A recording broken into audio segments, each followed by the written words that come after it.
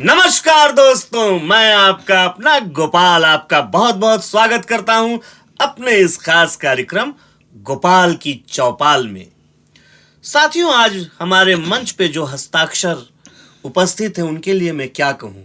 सिर्फ ये दो लफ्ज मेरे ज़बां पे आ रहे हैं कि सपने देखना और भूल जाना आम बात है।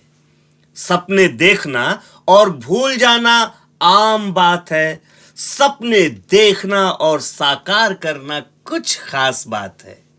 जो लोग रातों को नींदें बेचकर सुबहें खरीदते हैं, वही लोग आसमान में अपनी मंजिलें खरीदते हैं।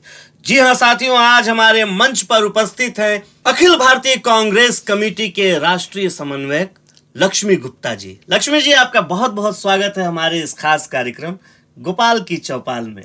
धन्यवाद गोपाल जी, जो आपने मुझे इस कार्यक्रम के लिए आमंत्रित किया।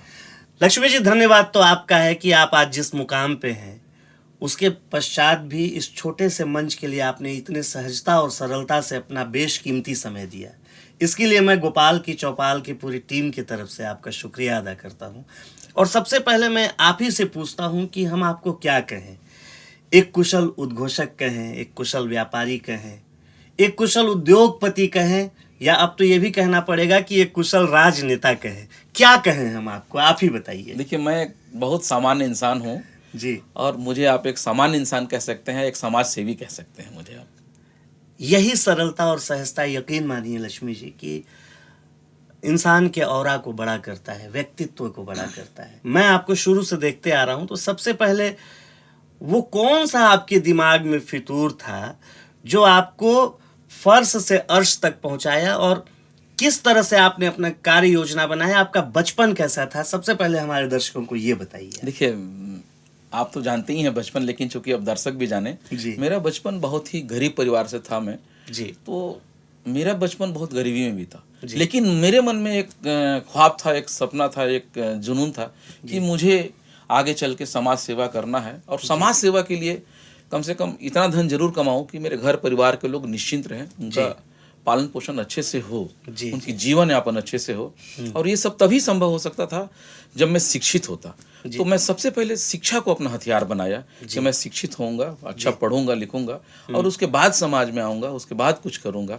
और यही कारण है, आपको पता ही होगा कि जब मैं कॉलेज में पढ़ता था तो मेरे पास पैसे नहीं होते थे कि मैं किताब खरीद सकूं। तो मैं लाइब्रेरी से निकलवा के किताब पढ़ता था। उस समय हमारे लाइब्रेरियन हुआ करते थे गर्ग साहब, उनसे मैं बड़ा निकटता बनाया और बोला, सर मुझे आप किताब दिया करें, और टाइम पे मैं जमा भी कर दिया करूंगा। और वो मेरा हेल्प करते थे, किताब निकाल के पढ़ता था और पढ़ा। और उसके बाद ग्रेजुएशन के बाद मैंने अपने छोटी सी बिजनेस को ज्वाइन किया, जहां आप जानते हैं कि सब्जी की दुकान मेरी एक छोटी सी थी। वहां से सफर शुरू होता है, गुदरी बाजार में लक्ष्मी सब्जी। और कई बार मैं भी वहाँ सब्जी लेने जी आया बिल्कुल करता था। बिल्कुल जी। बिल्कुल। तो वही मेरा तो, और मुझे जो याद है, मेरा आपसे जो पहला मुलाकात हुआ था, एक कार्यक्रम चल रहा था, छत्तीसगढ़ी गीतों का कार्यक्रम चल रहा था, लोकगीतों का। उसमें मैं एक उद्घोषक के आवाज को सुन रहा था, और यकीन मानिए कि उसी आवाज को सुनते सुनते, चूंकि ये मेरे भी इंटरेस्ट का विषय था, मैं भी मंचों पे जाके कार्यक्रम किया करता था, तो मुझे लगा कि यार इतना अच्छा मंच संचालक ये है कौन आखिर। उस समय मैं आपको नहीं जानता था ठीक से। जब मैं पास जाके देखा तो मैं बोला, अच्छा ये तो लक्ष्मी भैया हैं लगता है।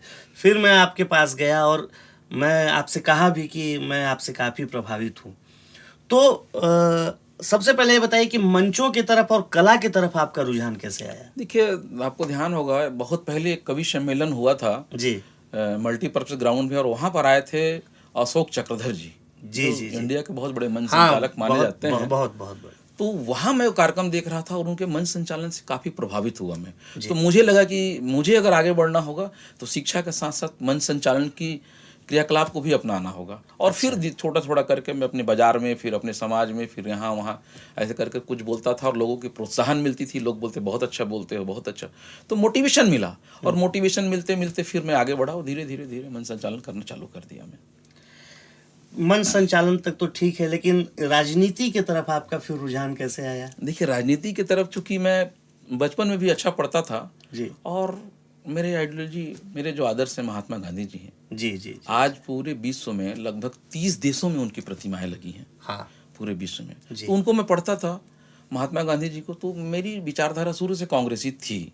अच्छा। लेकिन राजनीति में कैसे आया, जब मैं मंच संचालन करने लगा, कार्यक्रम में करने जाने लगा, तो उस समय कांग्रेस की सरकार थी, कांग्रेस के नेता लोगों के संपर्क में आया मैं। जी। और वो मुझे फिर अपने यहाँ भी बुलाने लगे मंच संचालन करने के लिए। बड़े बड़े कार्यक्रमों में भी मैंने किया, रायपुर तक जाके उस समय के तत्कालीन मुख्यमंत्री जो थे उनके कार्यक्रमों में भी संचालन किया, गवर्नर साहब के कार्यक्रम में भी संचालन किया। ऐसे कर करके ये बढ़ता। लक्ष्मी जी, मुझे याद है कि जब छत्तीसगढ़ बना और अजीत जोगी यहाँ के मुख्यमंत्री बने, जी, तो आपने मुझे, उस समय मैं भी कार्यक्रम किया करता था, तो आपने मुझे कॉल किया कि मुख्यमंत्री जी का कार्यक्रम करना है। हाँ। मेरे ख्याल से वो कार्यक्रम कहाँ हुआ था? ये रायपुर में हुआ था। रायपुर में ना? रायपुर में हुआ। मुख्यमंत्री जी का कार्यक्रम करना है, और मैं बोला कि इतना बड़ा कार्यक्रम, तो आपने मुझे काफी हौसला दिया। फिर हम लोग साथ में गए, कार्यक्रम किए अजीत जोगी जी के समक्ष।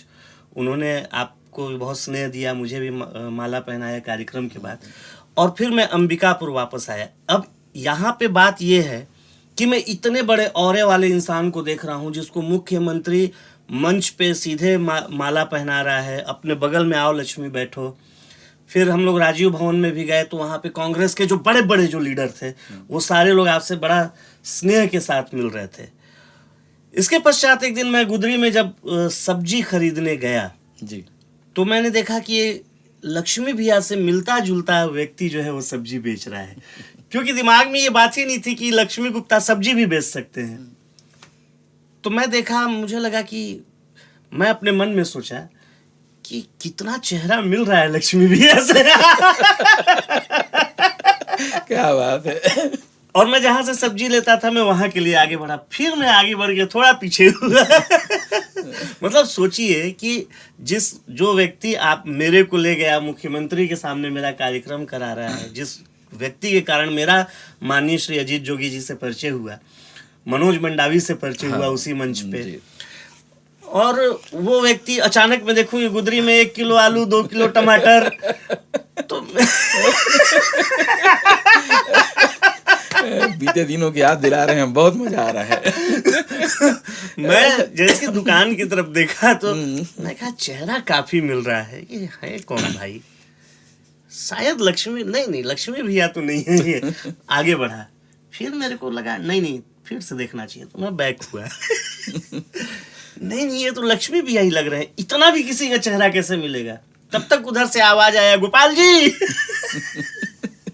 मैं कहा अरे आवाज भी लक्ष्मी भैया जैसी है। मुझे लगा कि आप मेरे पास आने में क्यों ठिठक रहे हैं, मुझे लगा कहीं कुछ संकोच तो नहीं कर रहे हैं। क्या बात है भाई? संकोच यही था ना कि जिस व्यक्ति को मैं देख रहा हूँ कि उस समय का गृह मंत्री जो है नंद कुमार पटेल जी, नंद कुमार पटेल जी, हाँ, नंद कुमार पटेल जी जिस व्यक्ति से इतना सम्मान से बात कर रहे हैं, उनका बहुत स्नेह था मेरे ऊपर, है ना। और आप ही के चलते मेरा मनोज भैया से परिचय हुआ जी। और फिर उसके बाद जो अरे विशेष बात ये थी कि मुख्यमंत्री जिस व्यक्ति को अपने बगल में, अब मैं गुदरी बाजार में जाऊं देखूं, तो मैं बोला कि यार, फिर मैं बैक हुआ, फिर आप तब तक आवाज दिए, तो फिर मैं सोचा कि अरे यार आवाजो लक्ष्मी भैया जैसा है। नहीं तब तक मैं आपके पिताजी को देख लिया, उनसे मेरा परिचय था। मैं बोला नहीं 100% लक्ष्मी भैया है। मैं ये कहना चाह रहा हूँ कि इतने बड़े मंच का संचालक, इतना बड़ा औरा जो मुख्यमंत्री के मंच पे जा करके और कार्यक्रम करवा रहा है, कलाकारों को बुला के, गुदरी बाजार में सब्जी बेचना, तो झिझक नहीं लगता था आपको? एकदम झिझक नहीं लगता था। जब जब मुझे कहीं से कॉल आता था कि आपको आना है और यहाँ संचालन करना है, मैं जाता था, कपड़ा बदलता था, संचालन करता था और उसके बाद तुरंत वापस आता था। उस समय मेरे पास एक मोटरसाइकिल हुआ करता था, पैंथर हीरो मैजेस्टिक का, उसको लेके जाता था और तुरंत वापस आता था और फिर से अपने दुकान में बैठ के सब्जी बेचता था मैं, है ना। मुझे कभी झिझक नहीं है। तो देखिए दोस्तों, यही बात विशेष होती है और यही बात व्यक्ति को आम से खास बनाती है। आप ये समझ लीजिए कि हर सफल व्यक्ति के पीछे के जब आप संघर्ष को देखेंगे तो आपके रोंगटे खड़े हो जाएंगे। यकीन मानिए, जब मैं लक्ष्मी भैया को सब्जी के दुकान में देखा, उस दिन मुझे समझ में आया कि कोई भी काम छोटा नहीं, कोई भी काम बड़ा नहीं। ईमानदारी से किया गया हर काम आपको सुकून भरा दो निवाला देगा, और कभी ना कभी आपका किया हुआ बेईमानी, आपका पाप निश्चित तौर पे आपके भविष्य में आके आपके सामने खड़ा होगा। ये बात मैं इसलिए कह रहा हूं कि एक इतना बड़ा उद्घोषक जो मुख्यमंत्री और ऐसे लोगों के साथ उठ रहा है, बैठ रहा है, उसको भी सब्जी बेचने में कोई झिझक नहीं है। इससे आप समझ लीजिए कि मेहनत और लगन यही दो चीजें हैं जो व्यक्ति को आगे बढ़ाती हैं, व्यक्ति के व्यक्तित्व को बड़ा करती हैं, व्यक्ति के ऑरा को बड़ा करती हैं। आइए लक्ष्मी जी से और बातें करते हैं। लक्ष्मी भैया, तो ये तो बात हुई आपकी सब्जी दुकान की, सब्जी बेचने की। राजनीति में, क्योंकि उस समय तक आप, मुझे लगता है कि डायरेक्ट इन्वॉल्व नहीं थे। नहीं, डायरेक्ट इन्वॉल्व नहीं था मैं, है ना। और जब हम लोगों लोग का स्नेह जरूर मिलता था। गृह मंत्री जो है नंद कुमार पटेल जी, जी। पर्यटन मंत्री थे उस समय धनेंद्र साहू जी, और ताम्रध्वज साहू जी भी शिक्षा मंत्री थे उस समय। तो सबका स्नेह बहुत मिलता था, बातचीत अच्छा होता था, लेकिन डायरेक्ट राजनीति में इन्वॉल्व नहीं था मैं। हाँ, मैं इस चीज को जान रहा हूँ। तो कैसे दिमाग में आया कि मुझे राजनीति, हालांकि आपने पहले ही बता दिया कि आपका जो विचारधारा था वो कांग्रेस का था, जी। महात्मा गांधी जी से प्रेरित थे, जी। लेकिन आपके दिमाग में ये कैसे आया कि अब मुझे सीधे राजनीति में आना चाहिए? देखिए, समाज सेवा मेरा एकदम जुनून था जी। और समाज सेवा करने के लिए आपको राजनीति ज्वाइन करनी पड़ेगी। हाँ। क्योंकि समाज सेवा कर सकते हैं छोटे स्तर पे, लेकिन अगर उसको बड़े स्तर पे समाज सेवा करना है तो आपको राजनीति का सपोर्ट चाहिए, राजनीति का साथ चाहिए इसमें। जी जी जी जी। लक्ष्मी जी, जी अब आप राष्ट्रीय समन्वयक बन गए हैं जी कांग्रेस के, जी तो बढ़ते हुए पद के साथ जिम्मेदारियां भी बढ़ती। जी बिल्कुल। राहुल गांधी उम्मीद करेंगे कि सरगुजा में जो कांग्रेस ने अपना वर्चस्व को खो दिया है वो वापस लौटे। जी। कभी आपने एनालिसिस किया है कि सरगुजा क्यों हार गए? जो सरगुजा हमेशा कांग्रेस के साथ खड़ी रही, जब भी कांग्रेस की सरकार, मध्य प्रदेश के समय में जब कांग्रेस की सरकार बना करती थी, उस समय भी बस्तर और सरगुजा ये दो ऐसे जिले थे, अब तो संभाग हैं दोनों, कि हमेशा ये कांग्रेस के साथ दिखे।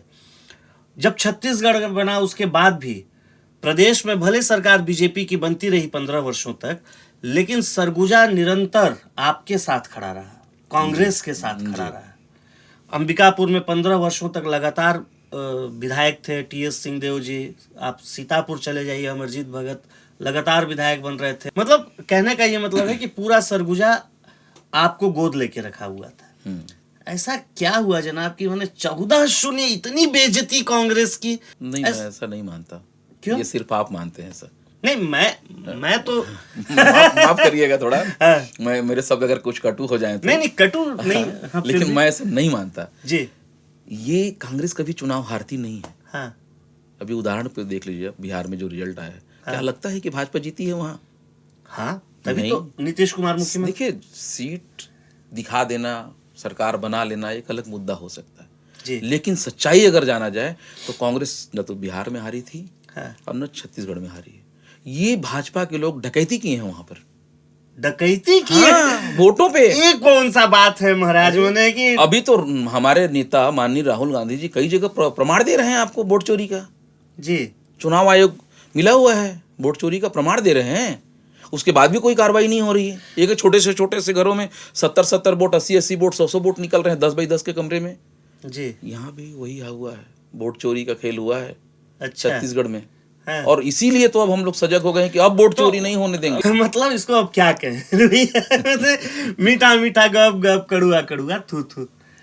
अरे ठीक है, अभी आप बिहार हार गए, छत्तीसगढ़ हार गए, लेकिन बहुत जगह कांग्रेस जीतती भी तो है, तो वहां पे वोट चोरी नहीं होता है, वहां पे ईवीएम हैक नहीं होता है। देखिए, यही तो प्लानिंग है भाजपा का जी। कि अगर 4 जगह चुनाव हो रहे हैं तो एक जगह आपको जिता देंगे, 3 जगह हरा देंगे। जी। वहाँ एक जगह फेयर चुनाव हो जाएगा ताकि कोई ब्लेम ना लगा सके उनको। यही प्लानिंग के तो समझना है आम जनता को।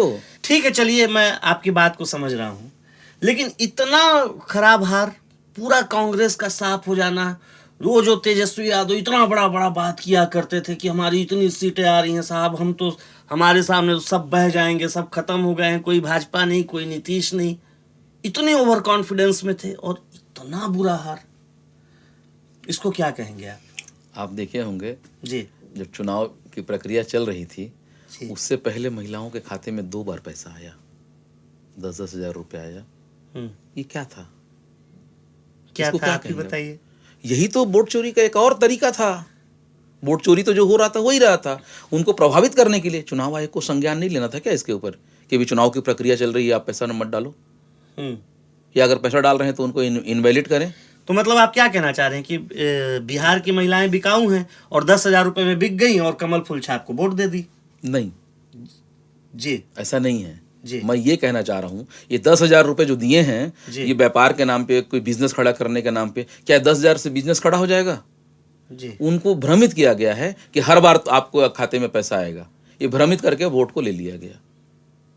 अच्छा।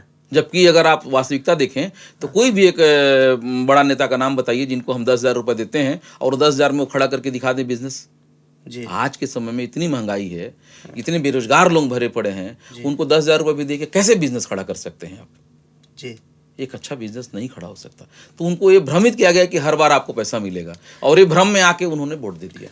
लक्ष्मी जी, मैं आपको एक बात याद दिलाता हूँ जी कि जब 2023 का चुनाव आया तो मोदी की गारंटी के तहत भारतीय जनता पार्टी ने कहा कि हम महतारी वंदन योजना के तहत महिलाओं के खाते में सीधे 1,000 रुपये हर महीना डालेंगे, और ये मोदी की गारंटी है।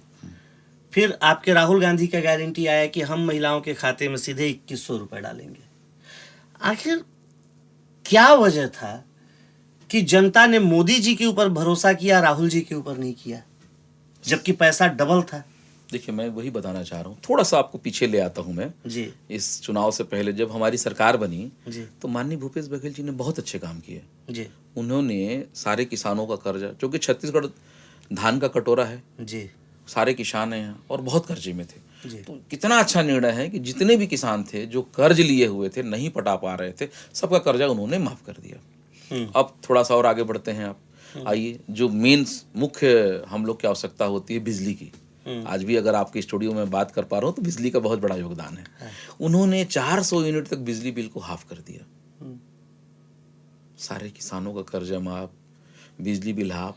और उसके बाद जो भाजपा का सबसे बड़ा मुद्दा था कि राम भगवान के नाम पे वोट लेते थे, वहां भी हमारे माननीय भूपेश बघेल जी ने इस मुद्दे को खत्म कर दिया। कैसे खत्म कर दिया? जी हमारे यहाँ उन्होंने खुद माता कौशल्या का मंदिर बनवाया, जगह जगह हनुमान चालीसा के पाठ हुए।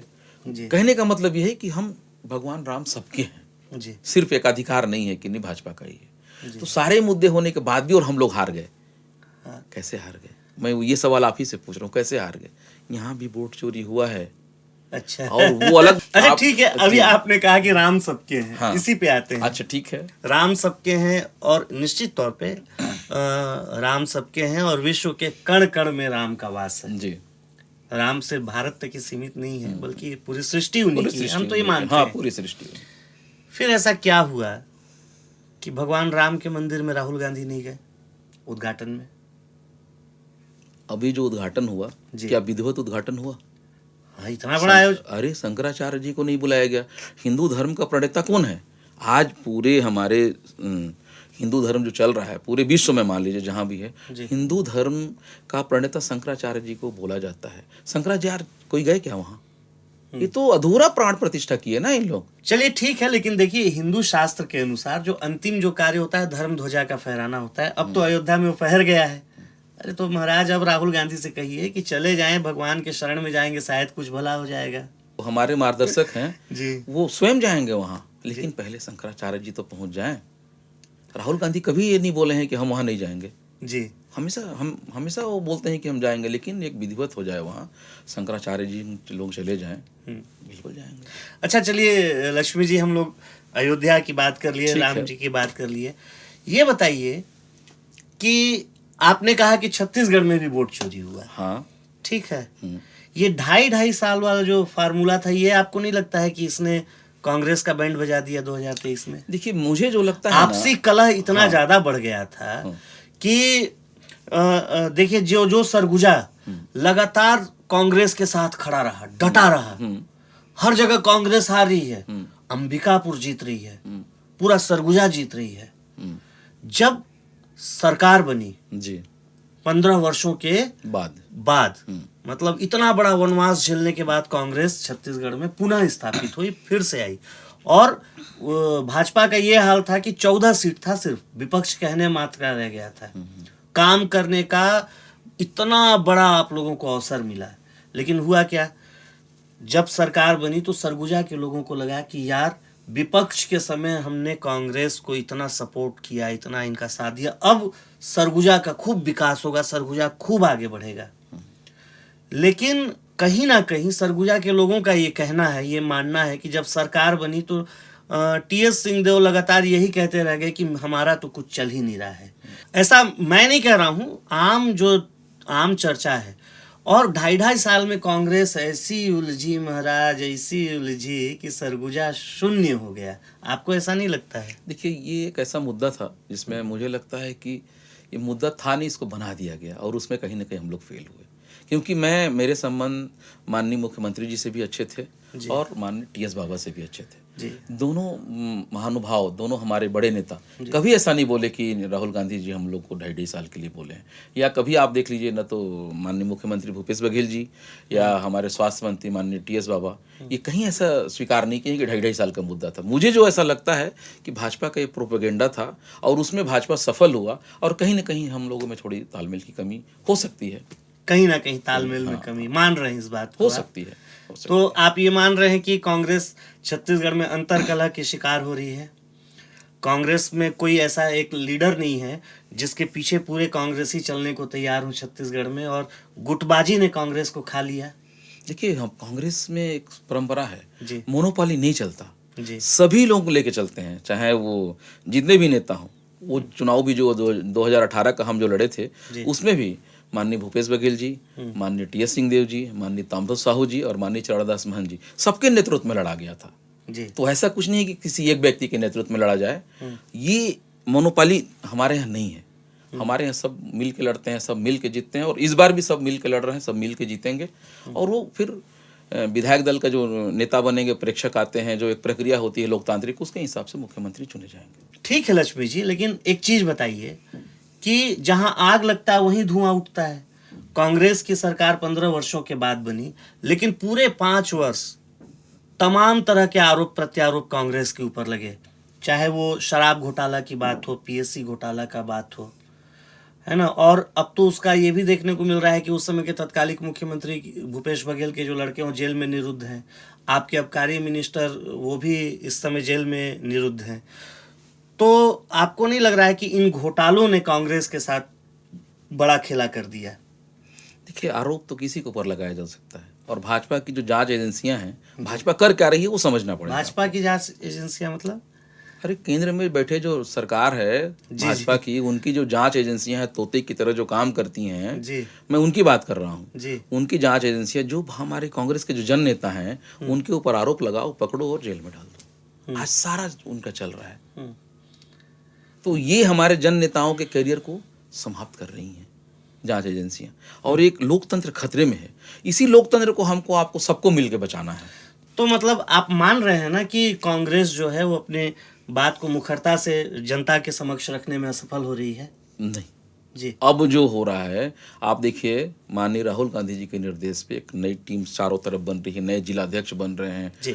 तो ये अभी 14 तारीख को हमारे दिल्ली में एक बहुत बड़ा प्रोग्राम हो रहा है, बहुत बड़ी रैली हो रही है। वहां से आने के बाद सबको टारगेट रहेगा कि घर घर जाइए, अलग जगाइए, लोगों को जागृत कीजिए। लोकतंत्र जो खतरे में है उसको बचाना, उसमें आपका भी फर्ज है, हमारा भी फर्ज है, सभी नेताओं का फर्ज है, सभी पब्लिक का फर्ज है। ये करना पड़ेगा हम लोगों को। जी जी जी जी। तो आप ये बताइए कि आप कह रहे हैं कि भाजपा की जांच एजेंसियां, मेरे ख्याल से मतलब आपका इशारा ईडी और सीबीआई की तरफ होगा। जिस तरह से आपका कहना है कि भाजपा जो है वो झूठा फंसा दे रही है लोगों को, ठीक है, तो आप भी तो वोट चोरी का आरोप लगा रहे हैं, तो इसको कैसे सच मान ले?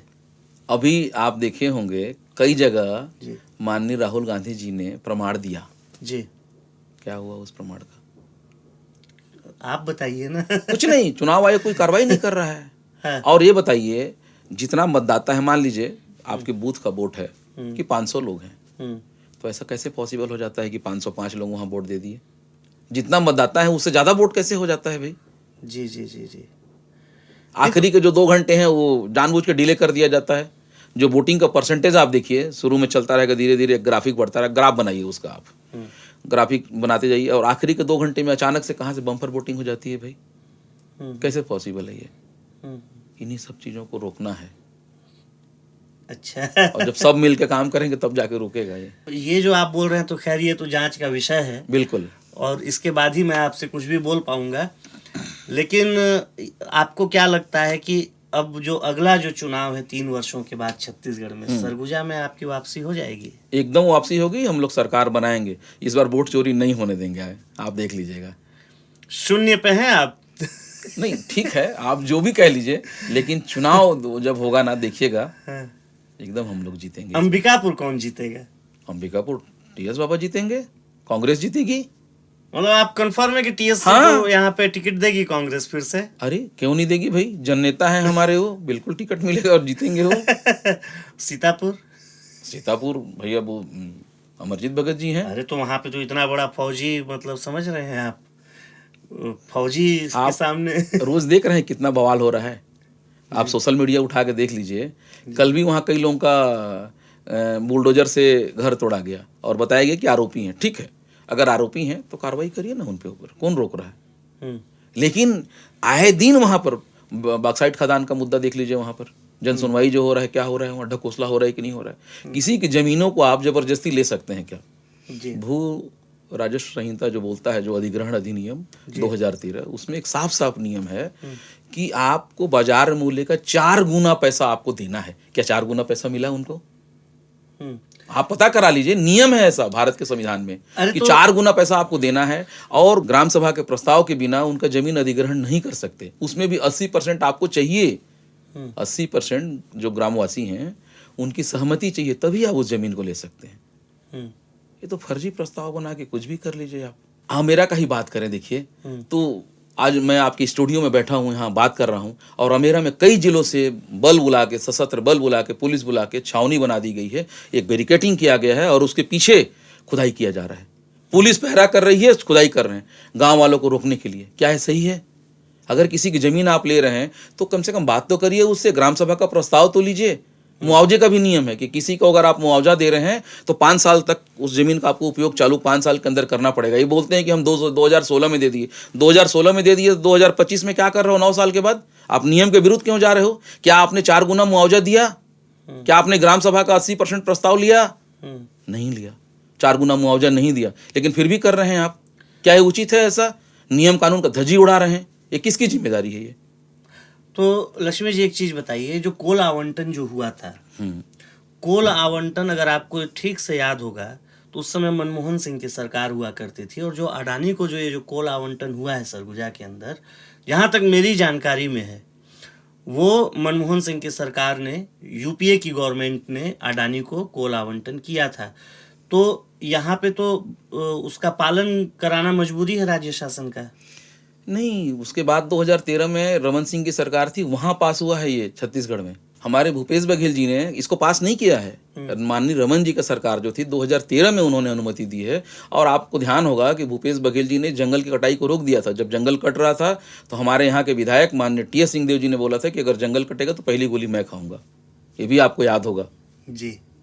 और माननीय भूपेश बघेल जी ने जंगल कटाई बंद करा दिया था। तो क्या मैं उम्मीद करूं कि ये जो अमेरा में हो रहा है, या जो ये जो हसदो का जंगल का कटाई चल रहा है, इसमें कांग्रेस ग्राउंड पे उतरेगी? बिल्कुल उतरेगी। लेकिन अभी तक तो कहीं कांग्रेस नजर नहीं आ रही है। आज भी कांग्रेस का प्रतिनिधि वहाँ ग्रामीण लड़ रहे हैं कांग्रेस का। ठीक है, कल से ये संघर्ष चालू हुआ, पता चला, और आज ही हमारे सरगुजा कांग्रेस ने एक प्रतिनिधि मंडल बना के आज अपने प्रतिनिधि मंडल को भेजा था। अच्छा लक्ष्मी जी, अभी आपने थोड़ी देर पहले एक शेर कहा था, वो थोड़ा सा मैं भूल रहा हूँ, एक बार फिर से कहिए, मैं चाहता हूँ। मंदिर मस्जिद क्या? मंदिर मस्जिद गिरजाघर ने क्या बात है, अब दोबारा शेर बुलवा रहे हैं मुझसे, कोई बात नहीं, ठीक है। मंदिर मस्जिद गिरजाघर ने बांट दिया भगवान को, धरती बांटी अंबर बांटा, मत बांटो इंसान को। लेकिन इंसान को तो आपकी पार्टी बांट रही है, इसीलिए मैंने कहा कि शेर को फिर से कि आप जरा सोचिए कि मूल रूप से इस समय भारत में हिंदुओं की संख्या 80% है, 18% के समथिंग मुस्लिम है, 3-4% क्रिश्चियन है, यही है ना? आगे पीछे थोड़ा हो सकता है, मैं थोड़ा कम पढ़ा लिखा हूँ। लेकिन आपको ऐसा नहीं लग रहा है ये जो कांग्रेस पार्टी जो बार बार बड़े बड़े मंचों पे राहुल गांधी का आना, जिसकी जितनी संख्या भारी उसकी उतनी हिस्सेदारी, ये कहीं ना कहीं आपको ऐसा नहीं लग रहा है कि हिंदू समाज को छोटी छोटी जातियों में विभक्त करने का एक बहुत बड़ा षड्यंत्र है? कांग्रेस कहीं ना कहीं ऐसा सोच रही है कि मुस्लिम वोट तो उनके साथ है, ऐसा मैं नहीं मानता, लेकिन कांग्रेस मानती है, या जो नहीं, क्रिश्चियन कांग्रेस नहीं मानती। मैं खंडन कर रहा हूँ इस बात को, बीच में ही रोक रहा हूँ आपको। कांग्रेस कभी ऐसा नहीं अच्छा मानती। चलिए नहीं मानती है, लेकिन अगर हिंदुओं को छोटे छोटे भागों में विभक्त कर दिया जाए तो इसका सीधा राजनीतिक लाभ जो है वो कांग्रेस को मिलेगा। इसलिए राजनीतिक लाभ उठाने के उद्देश्य से कांग्रेस हिंदुओं को छोटी छोटी जातियों में बांटना चाहती है। ये आपको नहीं लग रहा है? देखिए, मैं इसका एक उदाहरण आपको दे रहा हूँ, जी। एक समझिएगा। आपके घर में आपके घर में मान लीजिए 4 भाई हैं जी। तो जब एक न एक दिन संपत्ति का बंटवारा होगा, रिसोर्सेज का बंटवारा होगा, तो चारों को समान मिलना चाहिए कि नहीं मिलना चाहिए? बस मैं ये पूछना चाह रहा हूँ। हाँ, मिलना चाहिए डेफिनेटली। वही काम कर रहे हैं माननीय राहुल गांधी।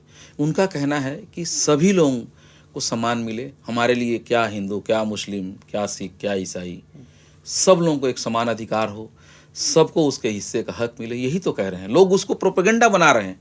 लेकिन उनका कहना है कि जिसकी जितनी संख्या भारी उसकी उतनी हिस्सेदारी। भाई, घर में अगर 10 लड़के हैं तो 10 को उसका अधिकार मिले। अरे महाराज, ये बताइए मेरे को आप जी कि कहीं भी कथा कहानी कोई शुरू होता है हम लोगों में तो यही से शुरू होता है कि एक दरिद्र ब्राह्मण था। आप ऐसा कैसे कह सकते हैं कि जितने ब्राह्मण हैं सब अरबपति खरबपति हैं, और जो हमारे हरिजन भाई हैं, बहनें हैं, ये एकदम से पिछड़े हुए हैं? आज आप आज़ादी के इतने वर्षों के बाद ये बात कैसे कह सकते हैं? राहुल गांधी को तो ये कहना चाहिए कि हम जातिगत आधार पे नहीं, हम देखेंगे कि एक्चुअल में कौन पिछड़ा हुआ है, कौन आर्थिक रूप से पिछड़ा है, कौन वंचित है, कौन शोषित है, उसको सामने लाने का बात करते हैं तो हम लोगों को समझ में आता है। लेकिन कहीं ना कहीं सवर्ण जो हैं वो कांग्रेस से भयभीत हैं, डरे हुए हैं। जबकि जब ये सवर्ण कांग्रेस के साथ थे तो लगातार कांग्रेस जीती, हर बार चुनाव जीती। और अभी बिहार के चुनाव में राहुल गांधी का ये फार्मूला बिहार की जनता ने फेल कर दिया कि जिसकी संख्या भारी उसकी उतनी हिस्सेदारी। बिहार की जनता ने कहा कि हम सब हिंदू हैं।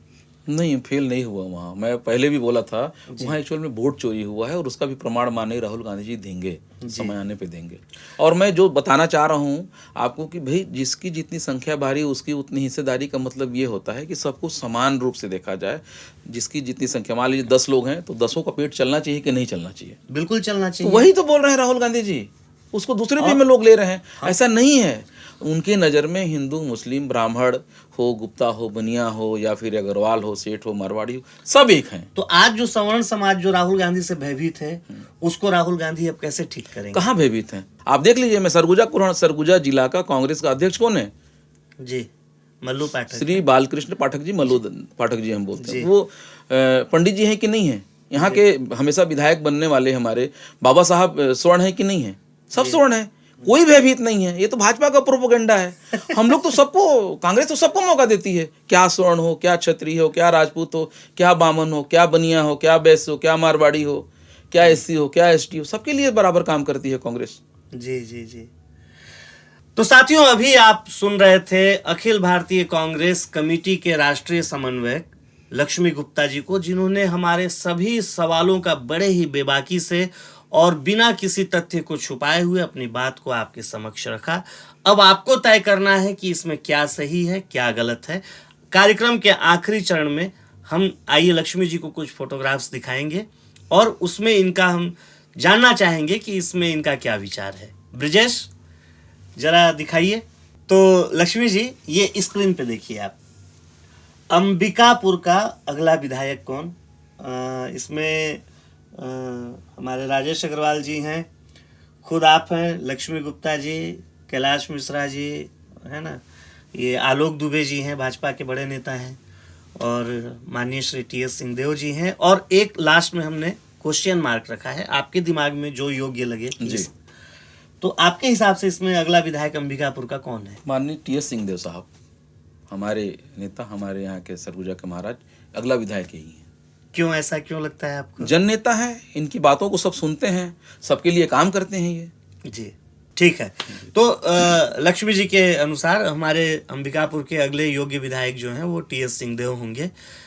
नेक्स्ट ब्रिजेश, लक्ष्मी जी ये छत्तीसगढ़ का अगला मुख्यमंत्री कौन होगा आपके हिसाब से? हमारे छत्तीसगढ़ के वर्तमान के मुख्यमंत्री विष्णुदेव साय जी हैं, उप मुख्यमंत्री विजय शर्मा जी हैं, और पूर्व मुख्यमंत्री भूपेश बघेल जी हैं, और पूर्व उप मुख्यमंत्री टी.एस. सिंहदेव जी हैं। आपके हिसाब से अगला मुख्यमंत्री हमारा कौन है? देखिए, ये शुरू के जो 2 चेहरे हैं माननीय, ये तो बन ही नहीं सकते क्योंकि कांग्रेस की सरकार आ रही है। तो ये तो संभव ही नहीं है बन पाना जी। और बाकी रहा कांग्रेस की सरकार में कौन बनेगा, तो कांग्रेस एक लोकतांत्रिक पार्टी है जी।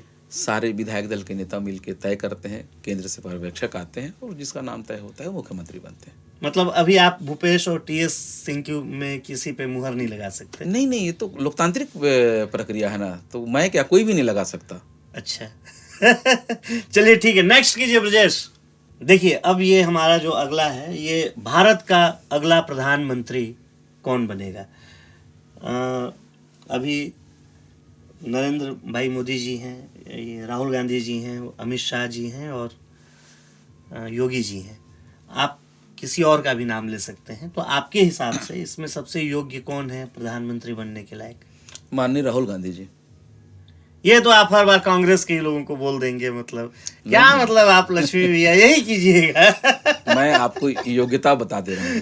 अच्छा। जितना पैदल चल सकते हैं ये जी, जितना पदयात्रा किए हैं जी, गांधी जी ने भी पदयात्रा किया था जी, देश को बचाया था। ये भी देश को बचा रहे हैं, पदयात्रा में निकले हुए हैं जी। जितनी चुनाव सभाओं लिए, और मान लीजिए हम लोग जैसे भी हारे, हाँ। आज भी इनका मनोबल टूटा नहीं है जी, आज भी पत्थर की तरह अड़ी गई है। जी। मैं तो ये भी बोलना चाहूंगा कि रख हौसला ओ मंजर भी आएगा, प्यासे के पास चलकर समंदर भी आएगा, थक कर न बैठे मंजिल के मुसाफिर, मंजिल भी मिलेगी और मिलने का मजा भी आएगा। हमारे अगले प्रधानमंत्री माननीय राहुल गांधी जी होंगे। तो दर्शकों, देश का अगला प्रधानमंत्री कौन होगा, मुख्यमंत्री छत्तीसगढ़ का कौन होगा, या अंबिकापुर का विधायक कौन होगा, ये तो वक्त बताएगा। हम तो सिर्फ कयास लगा सकते हैं।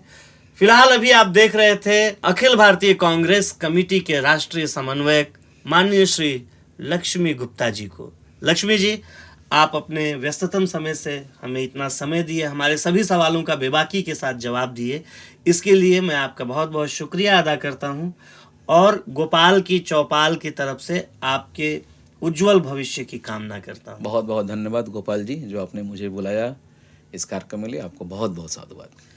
तो दोस्तों, आज सिर्फ यहीं तक। मैं आपसे फिर मिलूंगा अपने अगले एपिसोड में एक नए मेहमान के साथ।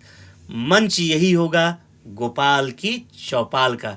तो हमारे चैनल को अभी तुरंत सब्सक्राइब कर लें, फेसबुक पे हमें फॉलो कर लें, इंस्टा पे फॉलो कर लें।